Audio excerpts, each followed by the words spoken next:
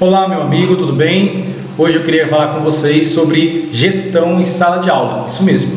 Recentemente eu participei de um encontro digital da Editora Moderna e Planejar, 2024, e que falava justamente sobre isso. Eu gostaria agora de repassar um pouquinho disso que foi discutido lá com vocês.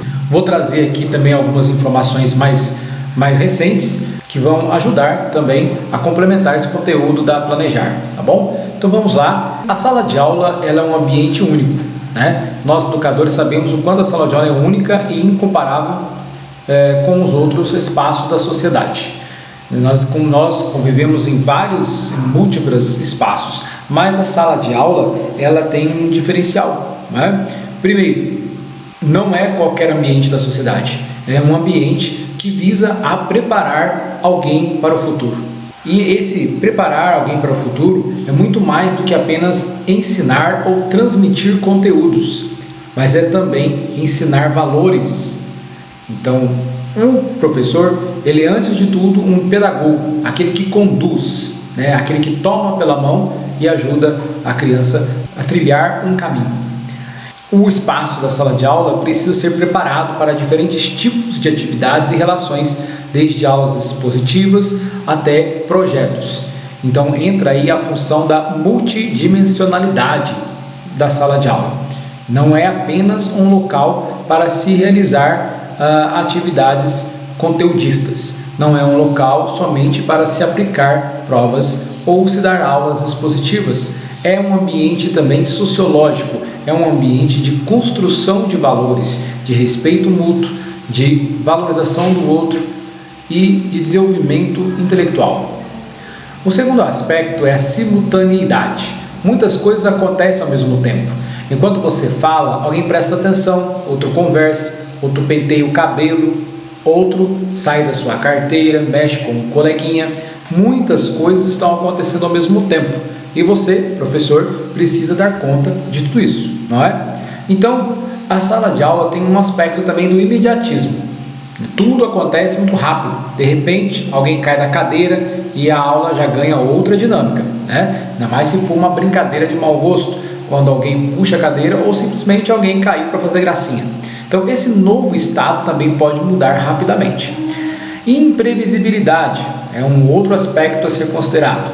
Grande parte das mudanças que acontecem o tempo todo na sala de aula são imprevisíveis, simplesmente acontece, né? Seja por um fato novo trazido por um dos alunos, seja um fato causado no próprio ambiente escolar por uma ação da gestão, da direção, né? Ou por um projeto que é colocado para ser realizado, ou mesmo um problema até mesmo de saúde. A ausência de privacidade. Tanto o professor e aluno não têm privacidade. Todos se observam o tempo todo. O aluno está o tempo todo julgando, olhando para o professor, levantando julgamentos, pré-julgamentos, assim como o professor também está fazendo julgamentos desses alunos. Não existe ali privacidade. Do mesmo modo, está também a equipe gestora julgando tanto a ação do professor quanto as atitudes dos alunos. E assim também os próprios pais, que também fazem um pré-juízo das aulas do professor, do que acontece na escola.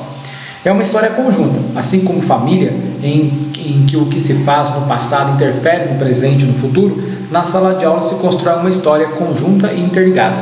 Desde os primeiros dias que a criança entra na escola até o último momento que ela sai, ali é uma história conjunta. Vários personagens passam pela vida daquela criança e aquilo ali vai interferir em todo o seu processo de amadurecimento, de crescimento, de formação psicológica, social, afetiva, e intelectual. Então é uma história conjunta que se faz o futuro é determinado, de certa forma, pelo presente e pelo passado daquela criança dentro da escola. Bom, diante de tudo isso, como a gente pode pensar a questão do professor? O que caracteriza o ser um bom professor? E aí eu trago algumas reflexões muito importantes para vocês sobre o que é ser um bom professor, Primeiramente, o professor ele precisa ter domínio do conteúdo que ele vai passar, Conhecimento sólido. Um bom professor domina o conteúdo que ensina e é capaz de transmiti-lo de maneira clara e acessível, adaptando-se às necessidades cognitivas das crianças em diferentes estágios de desenvolvimento. Não adianta simplesmente ter o conhecimento, é preciso também saber passar esse conhecimento, o que nós falamos que é a didática. Então, uma didática variada, utiliza diferentes estratégias pedagógicas, como jogos, histórias, atividades práticas, para tornar o aprendizado envolvente e significativo. O professor, ele se desdobra para que o conteúdo seja de fato assimilado pela criança. Ponto 2. Um bom professor é aquele que tem capacidade de estimular o desenvolvimento cognitivo e também o social nas crianças. Desenvolvimento integral não se limita ao ensino de conteúdos curriculares, só aquilo que está nos livros, mas trabalha o desenvolvimento de habilidades sociais, emocionais e comportamentais, como a cooperação, o respeito e a resolução de conflitos, de forma significativa. Também, esse professor, ele promove o pensamento crítico, ou seja, estimula os alunos a fazer perguntas, refletir sobre esses problemas e buscar soluções para esses problemas, contribuindo assim de modo efetivo para a autonomia intelectual. Terceiro ponto, um bom professor é aquele que tem paciência e empatia. Empatia com os alunos, pois um bom professor é capaz de entender as dificuldades dos seus alunos, as necessidades e as emoções de cada um, criando um ambiente de apoio e de confiança, principalmente quando está dentro de uma sala de aula com muitos alunos em situação de vulnerabilidade social. Paciência, essa também é uma grande característica de um bom professor, pois ele reconhece que cada criança tem o seu próprio ritmo de aprendizado e ajusta suas expectativas, oferecendo suporte adequado a cada aluno, principalmente quando estamos falando de alunos pequenos que ainda estão na alfabetização, Um bom professor é aquele que estuda, tem conhecimento das fases de cada criança, seja na leitura quanto também na escrita, e consegue entender o ritmo de cada criança e aí atingir de modo mais efetivo o desenvolvimento daquela criança, com paciência, sabendo que o erro faz parte do processo. A habilidade de motivação e engajamento é o quarto item que um bom professor tem que ter, ou seja, a capacidade de motivar pessoas, saber como despertar o interesse dos alunos, tornando o aprendizado algo prazeroso e desafiador. Reconhece os pequenos progressos dos alunos, incentivando-os a continuar. E possui entusiasmo pelo que faz. Seu entusiasmo é tão contagiante que transforma o ambiente da escola, da sala de aula, em um lugar acolhedor e positivo, onde se goste de estudar, onde as crianças vão por prazer. Um quinto ponto é a flexibilidade e adaptação às necessidades. Um bom professor é flexível e capaz de adaptar suas abordagens conforme as necessidades individuais dos alunos, ajustando o seu planejamento para atender às diversidades da turma. E também é inovador, está sempre buscando novas técnicas e ferramentas para melhorar sua prática pedagógica, incluindo o uso de tecnologias e metodologias ativas. Sim, um bom professor não fica parado no tempo, dando sempre as mesmas atividades, as mesmas matrizes. Um bom professor é aquele que inova, que traz coisas novas, que busca um novo conhecimento para aplicar no dia a dia. Sexto ponto, gestão da sala de aula. Isso significa um ambiente organizado e uma disciplina positiva. Para um ambiente organizado, esse professor sabe como gerenciar a sala de aula de maneira a garantir um ambiente produtivo, onde as regras são claras e o respeito mútuo é incentivado. Disciplina positiva utiliza estratégias de disciplina que promovem a autorregulação e a responsabilidade, evitando punições excessivas ou mesmo injustas, tipo aquela, punir toda a sala por causa de 1 ou 2 alunos, ou independente, pode ser até 15 alunos, mas não são todos. Portanto, quando você exerce uma punição para toda a coletividade, você cria um ambiente que não favorece a reciprocidade para com o professor, criando muitas vezes mais indisciplina ainda. Por isso, seja justo nas suas punições. Também é importante conhecer o aluno e saber porquê das suas razões para agir daquela forma. Talvez essa parte da disciplina seja a mais difícil para o professor. Capacidade de avaliação e feedback. Sétimo ponto. A avaliação contínua avalia constantemente o progresso dos alunos e não apenas através de provas ou atividades escritas, mas também por meio de observações e interações cotidianas com cada criança. Feedback construtivo. Sim, um bom professor oferece um feedback claro e construtivo que ajuda os alunos a entenderem os seus erros e seus acertos, incentivando a melhoria contínua, jamais focando nos erros e sim nos acertos. 8º ponto, um bom professor também interage com a comunidade escolar e com a família. Parceria com os pais, pois mantém um diálogo aberto com as famílias, envolvendo os pais no processo de aprendizagem e compartilhando informações sobre o desenvolvimento dos seus alunos. Colaboração com os colegas. Um bom professor trabalha em equipe com os outros professores e com a equipe escolar para desenvolver práticas pedagógicas que beneficiam a todos os alunos. É importante que o professor compartilhe suas dificuldades e também os seus sucessos. Ética e profissionalismo. Não poderia faltar. Um bom professor tem compromisso ético com o que faz. Age com ética e responsabilidade, servindo como exemplo positivo, não só para os colegas, mas principalmente para os alunos. Atualização profissional. Um bom professor busca constantemente seu aperfeiçoamento por meio de cursos, leituras e participação em eventos educacionais, e está sempre aberto para aprender. Essas características fazem com que um professor de educação fundamental não apenas transmita conhecimento, não seja apenas um professor conteudista, professor que dá conta de livros e matrizes, mas também que seja um professor que desempenhe um papel fundamental na formação integral das crianças, preparando-as para desafios futuros com habilidades acadêmicas, sociais e emocionais. Temos aqui 5 princípios da gestão da sala de aula. Responsabilidade. A gestão bem-sucedida da sala de aula estimula a autodisciplina e a responsabilidade pessoal. Estratégias diversas. A maioria dos problemas de indisciplina na sala de aula pode ser evitada se houver relações aluno-professor positivas, ensino atraente e boas estratégias de controle preventivo. Foco na aprendizagem. A necessidade de ordem não deve se sobrepor à necessidade de aprendizado significativo. Lidar com a diversidade. O domínio das salas de aula contemporâneas requer o conhecimento e predisposição dos professores para se tornarem gestores da sala de aula sensíveis culturalmente, abrangindo os diversos modos e formas de ensinar.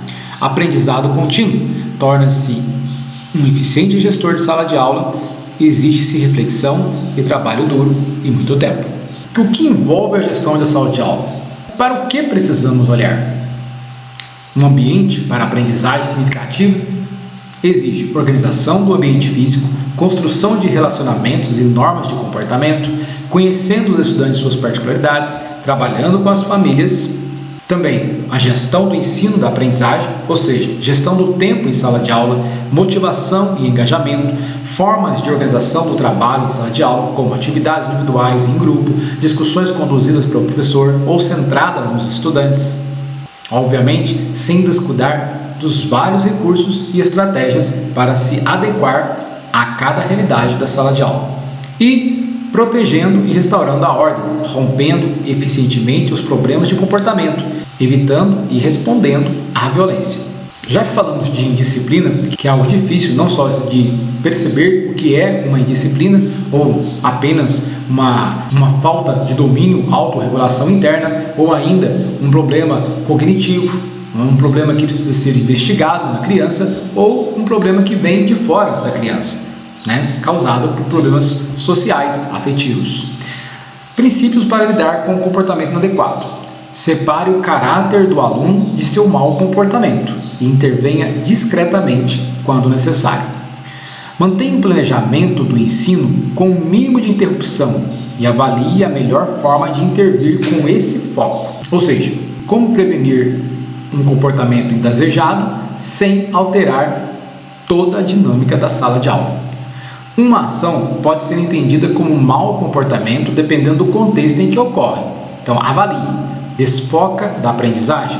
É ofensivo aos outros e viola as regras? Se desfoca do que está sendo proposto da aprendizagem, se é ofensivo a alguém dentro da sala de aula e se viola as regras estabelecidas, portanto, está propício a ser algo colocado como um comportamento inadequado, uma indisciplina. Responda a problemas de comportamento de forma oportuna e precisa. Deve ser respondido naquele momento, nada deixar para depois. Deve ser preciso, direto em quem é a causa do problema. Evite demora e não penalize um aluno se vários estão envolvidos. Ou seja, não jogue a culpa em um só. Do mesmo modo que se a culpa for de um só, não jogue a culpa para todos os alunos da sala ou para um grupo. Adeque a correção à gravidade do comportamento, seja leve, grave ou inaceitável. Esteja atento às questões culturais. Essas são apenas algumas dicas de como lidar com um comportamento inadequado em sala de aula.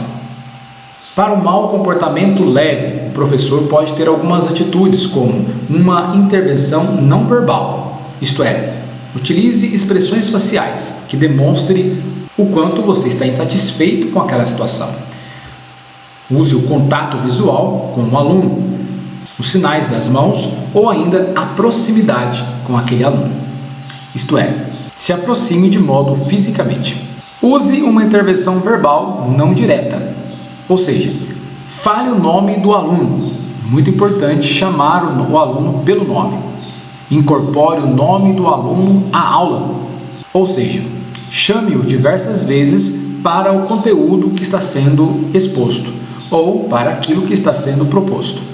Chame o aluno para participar e use um humor gentil.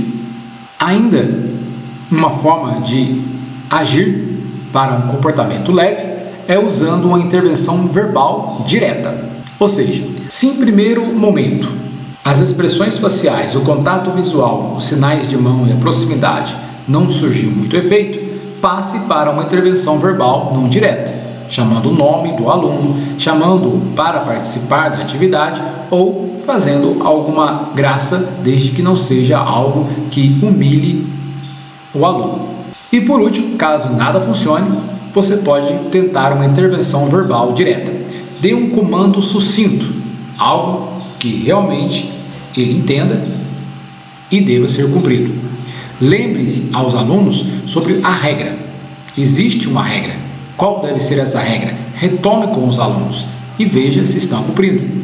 Ofereça uma escolha entre comportar-se adequadamente ou receber uma penalidade. Nesse caso, deixe bem claro que se não cumprir, sofrerá as consequências. Para um mau comportamento mais grave, você pode tentar algumas dessas sugestões.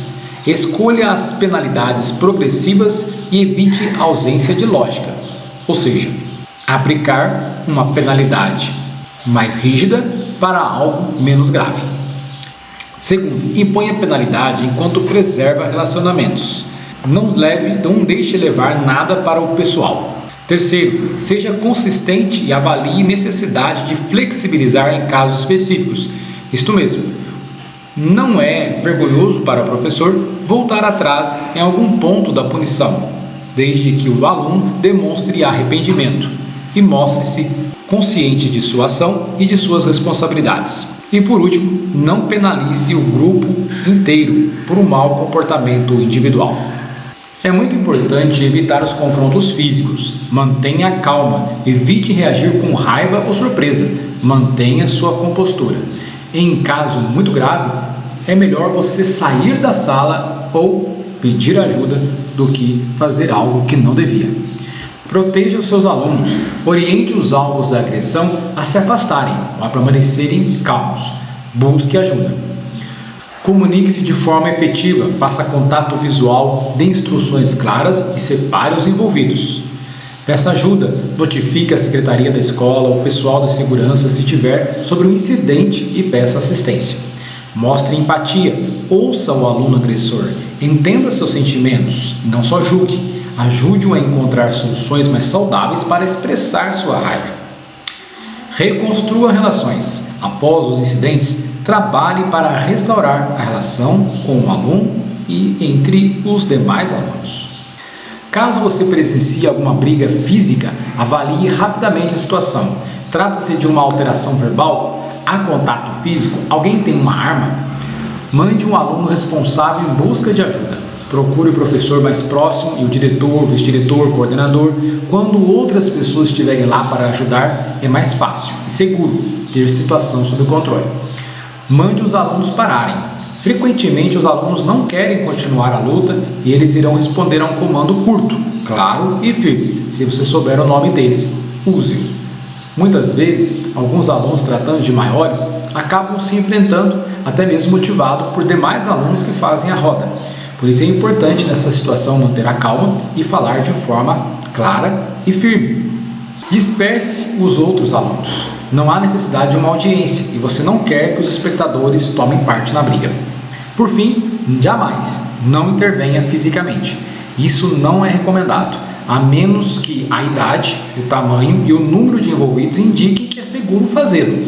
Ou então que pelo menos haja 3 ou 4 pessoas para ajudar, ou você tenha aprendido técnicas de contenção física. Tenha em mente que não podemos fazer tudo. Às vezes os problemas que os alunos trazem para a escola podem ser esmagadores, especialmente para professores iniciantes que ainda estão aprendendo o básico. E, de fato, pode haver alunos cujos problemas são tão grandes que você simplesmente não pode ajudar. No entanto, você ainda pode tentar criar um ambiente de sala de aula que seja seguro, ordenado e humano. Você pode demonstrar aos alunos que se importa, mantendo-os responsáveis por seu comportamento e continuando a ensinar. Valeu, professor! Convido você a visitar aí o site da Moderna, nesse endereço moderna.com.br/modernaamigos. Deixar o link aí na descrição desse vídeo. Entrando aí no site da Moderna Amigos, você vai fazer o seu cadastro. Caso você ainda não tenha cadastro, você pode clicar aqui em cadastrar e aí você vai fazer o seu perfil. Sou educador, a rede pública ou privada, colocar o seu CPF, com nome completo, e-mail, e aí você vai fazer o seu cadastro utilizando um e-mail e uma senha de sua preferência. Caso você possua algum livro físico da Editora Moderna, você também pode adicionar aqui um código de acesso especial. Você vai ter aí acesso a outras ferramentas, inclusive o livro didático.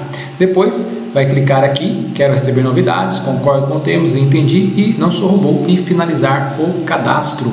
Assim, você vai ter acesso aí a uma plataforma de qualidade para você, professor, preparar suas aulas e também estudar, tá bom? E também ter acesso aos livros, materiais didáticos da plataforma. Então você vai poder vir aqui, ó, ensino fundamental, por exemplo. Você tem aqui algumas opções para você que não está logado. Você pode estar estudando, se preparando ou baixando o conteúdo, mas também tem algumas que quando você está logado, você pode estar utilizando, como é o planejamento e avaliação na plataforma. Então eu vou fazer login aqui só para vocês verem como que funciona. O login é gratuito, né? Você não paga nada para fazer esse cadastro, certo? E aí você tem acesso aqui a algumas ferramentas interessantes. Vou mostrar para você. Vou mostrar aqui para você, ó, planejador interativo. Vou clicar aqui em Saiba Mais. E eu vou ser adicionado para essa plataforma da Moderna Amigos, que é o planejador interativo, né? Aqui eu posso criar meus planejamentos, né? Clicando aqui, ó, em criar planejamentos. Então, se eu clicar aqui, eu vou ser direcionado e aqui eu vou colocar o início do planejamento. Então, por exemplo, eu estou agora na semana de 22, então de 23, né? O término do planejamento dia 27, sexta-feira. Aí eu vou dar um planejamento aqui, né? Só vou colocar aqui semanal, só para vocês terem uma ideia. O nome da escola, né? Então vou colocar o nome da escola, a turma, e aqui eu vou poder selecionar qualquer obra da Editora Moderna.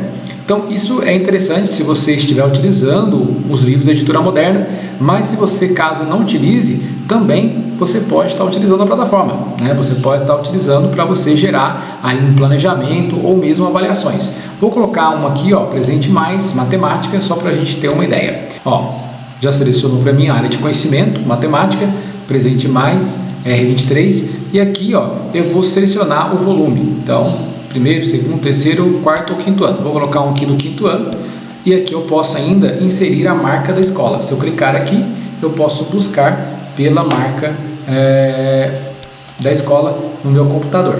Clicando ali, eu posso ainda inserir a marca, logotipo da minha escola, né, da escola onde eu trabalho. Clicar aqui em avançar. Aí vai falar para mim, né, se eu quero escolher seguir a unidade ou os capítulos do livro ou seguir as habilidades da BNCC. Então, caso você possua os livros da Editora Moderna, você pode estar seguindo as unidades. Caso você não possua, você pode clicar aqui em seguir as habilidades da BNCC. Então, veja que ele vai preparar aqui já um modelo para você estar editando. Então aqui ó, você vai selecionar quais são as competências gerais, então você tem que escolher algumas competências, né? Vou clicar aqui apenas em 3, só para a gente fazer um vídeo, né? Aqui competências específicas, vou marcar mais 3 aqui, né? sem avaliar, né? Obviamente que a gente não faz isso, né? Mas aqui apenas para a gente fazer esse planejamento. Aqui, ó, se você caso tem alguma dúvida, o que é um código da BNCC, aqui tem, clicando aqui, ó, novamente, vou fechar aqui, entenda o código, traz uma explicação para você, né? Ensino fundamental, 06 é o ano de escolaridade, se tiver 01 é primeiro ano, 02 segundo ano, 03 terceiro ano, se tiver 1 e 2 é do primeiro ao segundo ano, se tiver 1 e 5 é do primeiro ao quinto ano, e assim vai, né? Aqui no caso, sexto ano. MA significa matemática, né? Pode ser matemática, como está aqui, língua portuguesa, língua inglesa, história, geografia ou ciência, ou ainda arte, né? Que é a R, ou educação física, EF. E aqui, ó, 01, que é e 01 que indica aí a posição da habilidade naquele ano de escolaridade, tá bom? Então, ó, eu vou vir aqui, eu vou colocar, por exemplo, ensino fundamental, né? E vou colocar lá a habilidade que eu quero. No caso, ó, 01 ensino fundamental, uma do quinto ano, né? Lembra que nós colocamos lá quinto ano, portanto eu vou colocar aqui 05. Depois eu estou fazendo um planejamento de matemática, então MA, que significa matemática, se fosse língua portuguesa será LP. E aí basta eu colocar agora o bloco da posição da habilidade, 01, 02, eu vou colocar aqui 01 apenas para a gente localizar essa habilidade. Feito isso, ó, já está aqui, ó, adicionei ela aqui embaixo, né, ensino fundamental, 05, matemática 01, e aí você vai colocando outras. Ela aparece aqui para você, ó, ler, escrever e ordenar números naturais até a ordem das centenas de milhar, com compreensão das principais características do sistema de numeração decimal, tá bom? Aí você volta lá e você vai buscar por outras habilidades. Eu vou colocar só uma aqui nesse planejamento, né? A gente não trabalha apenas uma na semana, mas eu vou colocar aqui apenas para você ter uma noção de como será. Vai clicar aqui em filtrar. Sistema de numeração decimal, né? Tá aqui, ó. Posso clicar nesse botãozinho de mais para ver ela, né? Para poder ler, tá bom? Vou clicar em avançar e aqui eu vou ter a seleção de objetivos. Então vou selecionar quais são os objetivos do meu planejamento. Na unidade 1 do livro, na unidade 2, na unidade 3 tem algumas dicas, na unidade 4, né? Então eu posso estar escolhendo aqui. Não vou fazer isso agora para não demorar muito. Vou escolher aqui 3 aqui, ou melhor, vou colocar aqui, ó, vou colocar aqui adição e subtração de números naturais, né? E lembrando que é quinto ano, tá bom, gente? E também aqui, ó, problemas de adição da unidade 2 e ainda aqui, problemas de adição, tá bom? Vou colocar esses 3 aí, já tá bom, vamos lá, avançar essas 3 unidades do livro e agora eu vou avançar as habilidades, que a habilidade já está selecionada, né? E ele ainda dá a opção para mim, olha, habilidades abaixo também são utilizadas na unidade. Você quer acrescentar mais alguma? Se você quiser, né? Você pode simplesmente clicar aqui, tá? Se não, você deixa sem marcar. Por exemplo, caso você queira trabalhar com porcentagem também, né? Você pode estar clicando aqui, tá bom? Ó, nessa habilidade 5 e está acrescentando. Conteúdos vai aparecer para você, cálculo mental, operações inversas, problemas com jogos, explorando calculadora, e você vai simplesmente selecionando, adicionando aqui, né? Ó, interpretar informações, cálculo mental, problemas comerciais, operações inversas, problemas com jogos e explorando calculadora, ok? Vamos ficar aqui, até aqui, apenas para a gente poder ser mais rápido aqui nesse planejamento. Não vou estar escolhendo tudo aqui, tá bom? Mas vamos direto aqui para avançar. Vai vir agora a forma de avaliação, não? Então, como você vai avaliar? Aí você pode estar clicando aqui, atividade escrita, atividade de leitura, atividade de pesquisa, tá bom? E ainda atividade de registro e sistematização, tá bom? Vou vir aqui, avançar. Você pode também, ele te dá a opção também de você adicionar, né, a sua forma de avaliação. Vai vir as estratégias, então atividade de registro e sistematização, atividade com jogos e brincadeiras, levantamento de hipóteses, materiais concretos, vou estar utilizando também, e também vou utilizar aqui atividades com trabalho em grupo. Bom, se você quiser adicionar um item diferente, você clica aqui, tá bom? Adicionar novo item. E aqui eu vou finalizar. Pronto, ó, foi criado o meu planejamento, tá bom? Então aparece aqui, ó, né, o planejamento semanal, professor Kelder de Simões, a escola que eu trabalho, o volume do livro, que é o 5º ano, turma 1, né, período desse planejamento, presente mais, que é o livro, tá bom? Aqui eu tenho a habilidade, o objeto de conhecimento, o conteúdo previsto e os objetivos de aprendizagem, está tudo aqui, ó, de todas as unidades, tá bom? Aí vem aqui as competências gerais, estão aqui, as competências específicas, como vai ser avaliado, quais são as estratégias utilizadas e aqui as descrições das habilidades aparecem aqui. Eu posso gerar um documento, posso imprimir, enviar por e-mail ou ainda duplicar, tá bom? Então está feito aqui o meu planejamento. Então assim, para quem tem um livro da Editora Moderna, isso aqui é muito prático. Para quem não tem, vai ter que fazer algumas adequações, teria que imprimir, né, ou melhor, baixar o arquivo em Word e fazer ali as adaptações necessárias utilizando o seu próprio livro, tá ok? E vou mostrar para você, para finalizar esse vídeo, vou mostrar para você aqui também como fazer uma avaliação utilizando a plataforma, tá? Então vamos lá para avaliações. Vou clicar aqui em avaliação e eu tenho aqui, ó, avaliação banco de questões, simulado do SAEB, simulado da Prova Brasil e simulados da ANA. Então você pode escolher qualquer uma dessas. Eu vou escolher aqui banco de questões só para mostrar para você como funciona, tá bom? Então eu tenho aqui, ó, o que você vai fazer? Criar uma avaliação, montar uma avaliação buscando questões novas, clique aqui, criar uma avaliação rápida, monte uma avaliação em poucos cliques, minhas avaliações, se você já tiver ali, né, ou questões favoritas que você vai também guardando no próprio site, oferece essa oportunidade para você. Eu vou, pela opção aqui, buscando questões, eu vou criar uma avaliação rápida, né? Que é para a gente poder ser mais rápido aqui, ó. Clique aqui, para a gente mostrar como que é feito. Você pode criar uma avaliação utilizando o planejador, usando assunto ou habilidades. Eu vou clicar aqui em habilidades da BNCC. De novo, vai mostrar para você como é que faz. Eu tenho aqui o ensino fundamental, 6º ano, matemática, 01. Então, a mesma coisa. Eu vou vir aqui, ó, ensino fundamental. Vou criar uma avaliação para o 2º ano agora. De ciência, habilidade 1, adicionar. Vou adicionar mais uma. Ensino fundamental, 2º ano, 02 aqui, ó. Vou adicionar também mais uma. Ensino fundamental, 023. Vou adicionar essas 3 habilidades. Então aqui, ó, discutir cuidados necessários à prevenção de acidentes domésticos, propor o uso de diferentes materiais para a construção de objetos no cotidiano. Então tá aqui, tá bom? Vou clicar em filtrar. Vou para o passo 2, que é dar o título para a minha avaliação. Então, né, avaliação de ciência, ok? Uma descrição para essa avaliação, caso você queira, caso você não queira. Nesse momento não vou pôr nada aqui, não vou pôr só 2º ano, só para, né? Nome da escola novamente, escola já fica aqui gravada para você, né?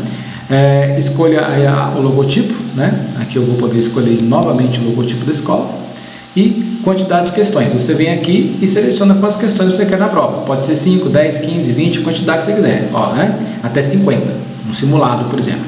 Eu vou pôr apenas 5 e vou vir aqui em gerar avaliação. Avaliação criada com sucesso, ver questões. Então veja que prático e que rápido, né? Então nós temos aqui, ó, posso visualizar a questão. A primeira questão criada é uma dissertativa. Então a bicicleta é um exemplo de invenção humana que foi modificada ao longo do tempo. Observe as fotos e responda. Então aqui são 3 tipos de bicicleta. Circule a bicicleta mais antiga, as mudanças pelas quais a bicicleta passou.